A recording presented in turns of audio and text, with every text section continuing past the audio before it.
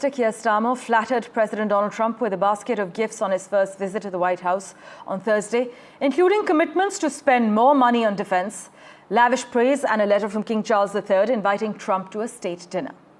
Trump was exceedingly pleased, it seemed, but that did not mean Starmer got anything in return.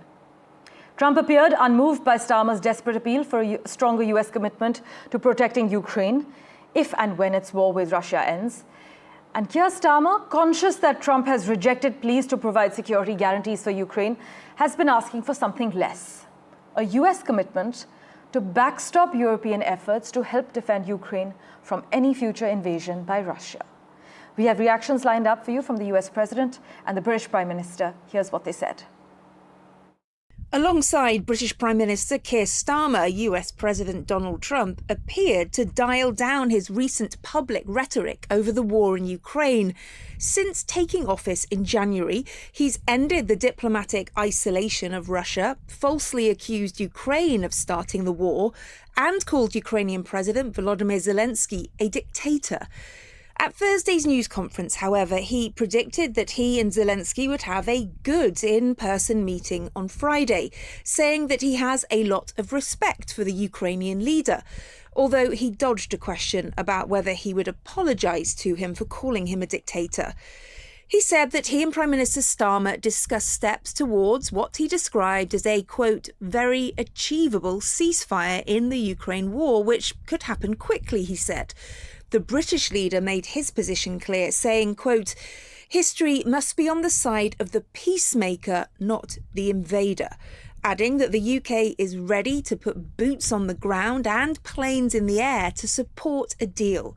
The Prime Minister also delivered a letter from King Charles III inviting Mr. Trump for a state visit, making it the first time that an American president has been offered the honour twice.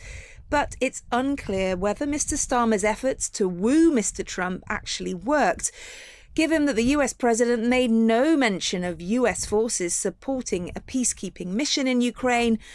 And beyond the public diplomacy, Mr. Starmer aimed to urge Mr. Trump to ensure security guarantees to Ukraine that would prevent Russia from ever invading again. But White House officials said before the meeting that the discussions about the deal giving the US access to Ukraine's rare earth minerals does not include such guarantees. Kate Fisher, NDTV, Washington. I think we're going to have a very successful peace, and I think it's going to be a long-lasting peace, and I think it's going to happen hopefully quickly. If it doesn't happen quickly, it may not happen at all. And we want it for two reasons. Number one, I want to see on a humane basis, I want to see soldiers stop getting shot, because largely it's soldiers now. Towns have been obliterated, but it's largely that. And I don't want to pay billions and billions and billions of dollars, nor does the Prime Minister or anybody else, on a senseless war that should have never happened. There's a famous slogan in the United Kingdom from after the Second World War. That is that we have to win the peace. And that's what we must do now. Because it can't be peace that rewards the aggressor or that gives encouragement to regimes like Iran. We agree history must be on the side of the peacemaker, not the invader. So the stakes, they couldn't be higher. And we're determined to work together to deliver a good deal.